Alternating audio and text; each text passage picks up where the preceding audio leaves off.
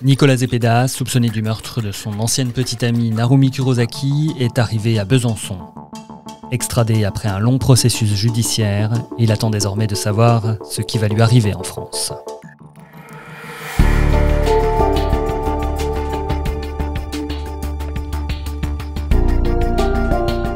Je suis Grégory Barbier et voici les grands crimes de l'Est. L'affaire Narumi Kurosaki. Épisode 5, retour mouvementé à Besançon. 16h40 ce 24 juillet 2020, c'est sous les huées que Nicolas Zepeda arrive dans le palais de justice de Besançon. Il rentre dans le bâtiment en voiture après presque 20 heures de voyage depuis le Chili, d'où il vient d'être extradé. Faut remettre la peine de mort. Qu'est-ce que t'as fait de cette pauvre fille? Oh, c'est pas possible. Par des choses comme ça dans notre vie. Horrible, horrible. C'est vrai que l'arrivée de Nicolas Zepeda à Besançon... Willy Graff, journaliste fait divers à l'Est républicain. Elle est un petit peu surréaliste. On est aux abords du palais de justice et on voit arriver un convoi avec vitres teintées. Là, il y a une foule de journalistes, mais aussi des badauds, des bisontins qui sont venus voir cette scène. Certains crient, il y a un petit peu des invectives. C'est un peu chaud, quoi. Il y a une bousculade, il y a des policiers armés jusqu'aux dents, fusils d'assaut, etc. C'est quelque chose qui sort complètement du cadre habituel, c'est arrivé. Il est dans la bagnole là-bas. Présenté à une juge d'instruction, Zepeda est désormais officiellement mis en examen pour assassinat. Il est 20h et la journée est pourtant loin d'être terminée. Question principale de cette première soirée en France pour le mis en cause. Va-t-il dormir en prison, lui qui n'a jamais connu l'incarcération, qui n'a même jamais été inquiété par la justice avant cette affaire? Dès qu'il arrive au palais de justice, il y a plusieurs étapes. Il a été présenté au juge d'instruction pour être formellement mis en examen pour assassinat, ce qui jusqu'alors finalement n'était pas le cas. À ce moment-là, il déclare qu'il est fatigué, ce qu'on peut entendre, il vient de faire 24 heures de trajet, et qu'il ne veut pas répondre tout de suite aux questions de la juge d'instruction, qui n'insiste pas. Et ensuite, il y a une audience qui a été publique, à laquelle j'ai pu assister en compagnie d'autres journalistes, où là, la question c'était de savoir si Nicolas Zepeda était incarcéré, ou si on le laissait en contrôle judiciaire en étant surveillé mais libre. Polo noir, pantalon gris, Zepeda avance ses arguments et promet de se tenir à disposition en logeant dans un appartement Airbnb à Paris. Le procureur de la République, lui, insiste sur le côté calculateur de l'homme qui est face à lui. Selon Étienne Manteau, une remise en liberté pourrait lui permettre d'effacer les dernières traces susceptibles de l'accabler. Un peu avant minuit, la décision est rendue. Nicolas Zepeda est placé en détention provisoire. La juge a motivé sa décision par 3 points. Garantir son maintien à disposition de la justice, mettre fin à un trouble de l'ordre public et garantir l'intégrité physique du mis en cause. Ce soir, le Chilien dormira dans une cellule à l'isolement à la maison d'arrêt de Besançon. Nicolas Zepeda a été mis en examen aujourd'hui pour l'assassinat de Narumi Kurosaki. Étienne Manteau, procureur de la République de Besançon. Il n'a pas souhaité à ce stade répondre aux questions du magistrat instructeur. Il a simplement déclaré qu'il était innocent des faits qu'on lui reprochait et qu'il espérait que dans le cadre de l'information judiciaire, on trouverait le véritable auteur de la disparition de Narumi Kurosaki. Mais ce placement en détention est-il un soulagement, un apaisement pour la famille de Narumi Kurosaki? Eh bien non, comme l'expliquait leur avocate à la sortie de l'audience. Hier, le jour de l'extradition de Nicolas Zepeda, Narumi Kurosaki aurait dû fêter son 25e anniversaire. Maître Gallet. Je ne vous cache pas qu'ils sont effondrés aujourd'hui parce qu'ils espéraient malgré tout que des révélations seraient faites. Ils entretiennent cet espoir, ils voudraient supplier, ce sont les termes qu'ils utilisent, supplier Nicolas Zepeda de leur révéler le lieu où se trouve Narumi, parce que la place de Narumi est près de ses parents et qu'ils ne peuvent plus rester dans cet état de détresse, cette torture qui perdure depuis bientôt 4 ans. Détenu modèle, Nicolas Zepeda commence à apprendre le français, reste courtois selon l'administration pénitentiaire et semble s'accommoder de sa situation. Dans l'Est républicain, un gardien témoigne, il ne joue pas la diva, il est poli, courtois, respectueux. Il reste quand même très surveillé, ne rencontre aucun autre détenu et a droit à une brève promenade quotidienne. Et malgré une demande de remise en liberté début 2021, Nicolas Zepeda restera bien en prison jusqu'à son procès. Ça va bientôt faire 1 an et demi qu'il est placé à l'isolement, c'est-à-dire qu'il est jamais au contact d'aucun autre détenu. Il peut sortir rarement, mais il peut sortir dans une cour privée et de ce qu'on sait, il a une attitude très zen par rapport à tout ça. Il a aucun choc carcéral, ce qui peut être un petit peu troublant parce qu'on est quand même en face de quelqu'un qui a vécu une vie de liberté, une vie de facilité et qui du jour au lendemain se retrouve dans 9 mètres carrés, 23 heures sur 24. Les expertises psychiatriques, elles, sont peu flatteuses. Alors effectivement, de ce qu'on sait, il y a eu un psychologue, un psychiatre qui l'ont examiné. La première chose qui est importante, c'est que aucun trouble mental n'a été décelé, c'est-à-dire qu'il est éligible à n'importe quelle sanction pénale. Sur ses traits de caractère, plusieurs choses ont été relevées par les experts. Une tendance à manipuler, une tendance à séduire son entourage, une estime de soi importante, toujours aussi une recherche de contrôle de son environnement et des choses autour de lui. Voilà quelques points de personnalité qui ont pu être relevés et soumis au secret d'instruction. On en saura sans doute plus à l'occasion du procès. Les avocats de l'accusé font valoir que ces expertises psychologiques réalisées dans une langue étrangère et pas forcément avec une bonne traduction sont peu sérieuses.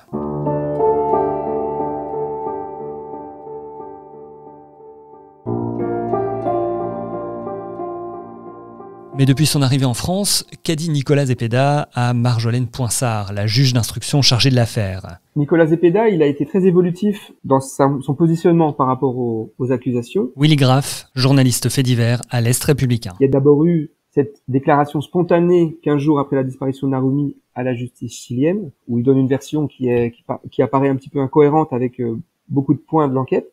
Ensuite, il y a eu une longue période de silence où il n'a pas souhaité s'exprimer, c'est son droit. En revanche, depuis qu'il est arrivé en France, il a commencé à répondre un petit peu en pointillé aux questions qui lui ont été posées. On n'a pas tout le détail de sa version, mais il a un petit peu fait évoluer sa version à la marge, si j'ose dire. Parce que sur le fond, clairement, il reconnaît avoir passé cette dernière nuit avec Naroumi, mais il est toujours, selon lui, pas du tout impliqué dans sa disparition. Et il va même plus loin, il espère collaborer pour qu'on retrouve Naroumi et qu'on comprenne ce qui s'est passé. En octobre 2020, il sera même réinterrogé dans la chambre de l'étudiante sur le campus de la Boulois, sans plus de résultats. Le petit espace est resté tel quel depuis 2016, simplement dissimulé par un panneau de bois. L'ordonnance de mise en accusation est rédigée le 2 février 2021. Nicolas Zepeda sera bien renvoyé aux assises du Doubs pour assassinat, un procès de plusieurs semaines qui va bientôt commencer avec une logistique impressionnante. Là, on est clairement sur quelque chose qui n'a jamais été fait à Besançon, jamais été fait dans la mesure où normalement sur un procès de crime de sang, comme on dit, c'est 2-3 jours. Là, on va être plutôt sur 15 jours de procès. La durée est exceptionnelle. Les moyens techniques également, puisqu'il va y avoir, comme pour le procès d'Aval à Vesoul, des salles qui vont être dédiées aux médias, avec retransmission en direct de l'audience. Et puis la question compliquée en termes de logistique du décalage horaire, puisqu'il va falloir interroger des témoins au Japon, des témoins au Chili. On est sous plusieurs heures de décalage horaire à chaque fois. Et également la question de la traduction instantanée, qui est un vrai gros point à régler, avec des interprètes qui doivent être très très précis dans leurs propos, des interprètes chiliens, des interprètes japonais pour les proches de Naroumi et pour les témoins. Donc là, on est sur une machinerie, une usine à gaz assez, voilà, encore une fois, hors norme pour la juridiction de Besançon. Pour moi, pour les avocats, on a cette capacité qu'on peut retrouver dans le sport aussi, à savoir s'immerger dans le procès et être complètement hermétique à l'extérieur. Maître Randall Schwerdorfer, avocat d'Arthur Del Piccolo, le petit ami de Naroumi. Moi, je sais que, par exemple, pendant tous les jours de procès de Nicolas Zepeda, je ne vais pas toucher aux réseaux sociaux. Je ne vais pas non plus lire la presse. C'est-à-dire que je suis dans mon procès. Il n'y a que mon procès, il n'y a que les débats qui comptent. Après, pour les jurés, ça dépend aussi de la qualité du président. mais c'est un président habitué au grand procès. Je vous rappelle que c'est le président qui a présidé l'affaire de Jonathan Daval, c'est monsieur Thomas Husson. Et il sait faire avec les jurés pour les préserver de l'agitation naturelle médiatique qu'on a autour de ce type d'affaires. Donc je ne suis pas très inquiet. Voilà, ça fait partie aujourd'hui de ces grands procès de cour d'assises. On doit être habitué.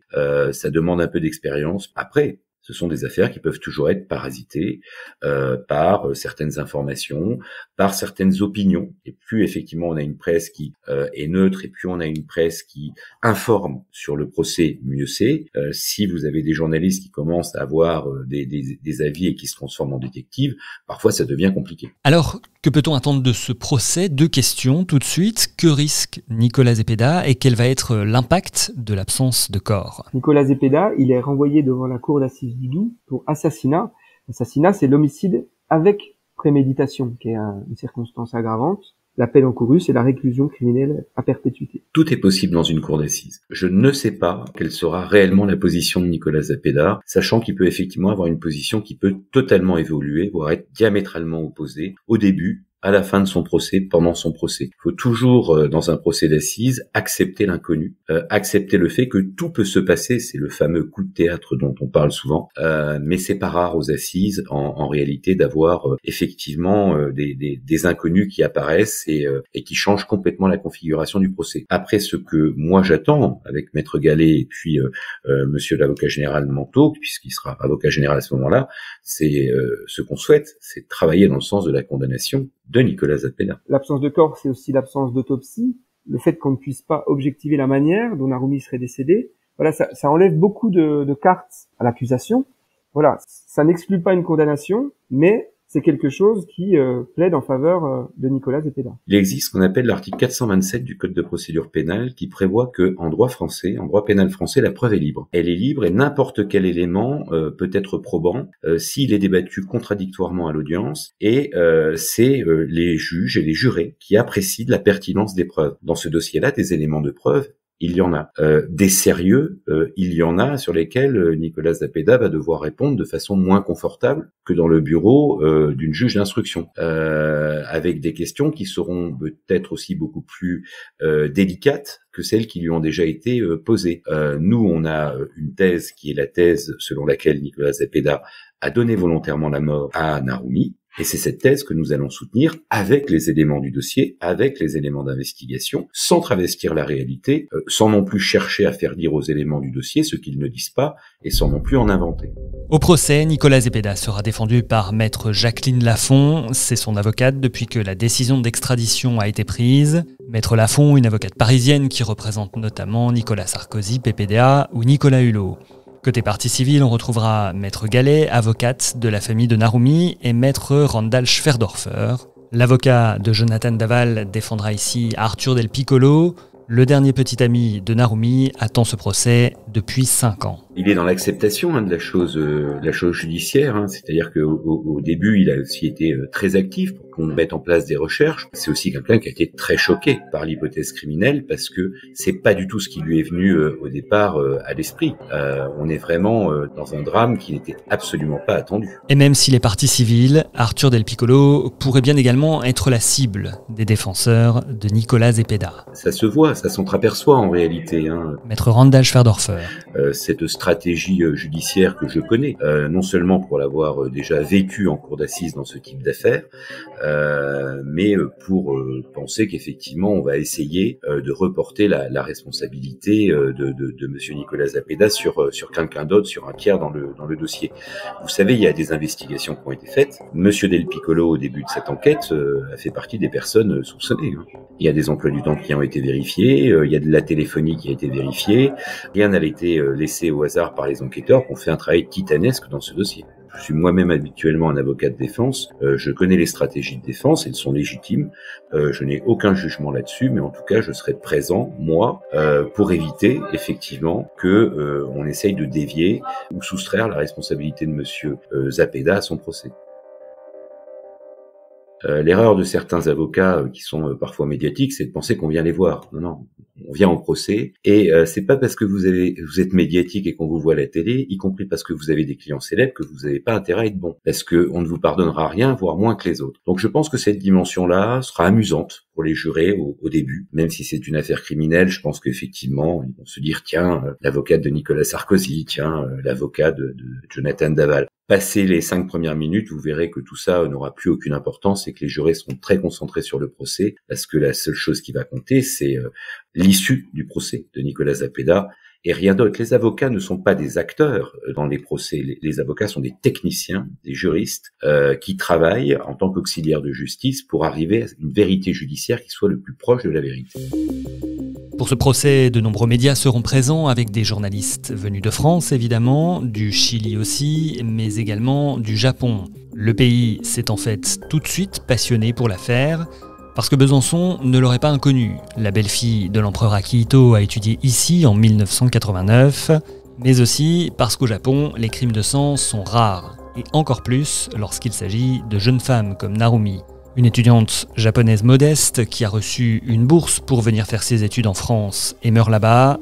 Difficile de l'admettre pour ce pays réputé sûr. Dès le déclenchement de l'affaire, la disparition de Narumi a suscité vraiment un grand émoi. On est sur, je me rappelle d'un journaliste japonais qui me disait c'est l'équivalent de l'affaire Daval chez nous, la disparition de Narumi. Toujours sur le coup, les médias japonais ont été les premiers à retrouver, voire à traquer Nicolas Zepeda dès le début de l'année 2017. Depuis, les journalistes du pays ont suivi l'enquête pas à pas à côté des médias locaux comme l'Est républicain pour tenter de comprendre mais aussi pour investiguer avec des moyens à la hauteur de l'émotion suscitée. Akira Ushimura, coordinateur logistique pour plusieurs médias japonais installés au Chili. Au début, il y a 2 ans et demi, comme il s'agissait d'un Chilien qui a fait les gros titres de la presse internationale, la première réaction était de dire qu'il ne pouvait pas être coupable. Mais après toutes les vidéos publiées sur les réseaux sociaux, sur YouTube, ses premières déclarations, la plupart des gens pensent qu'il l'a fait.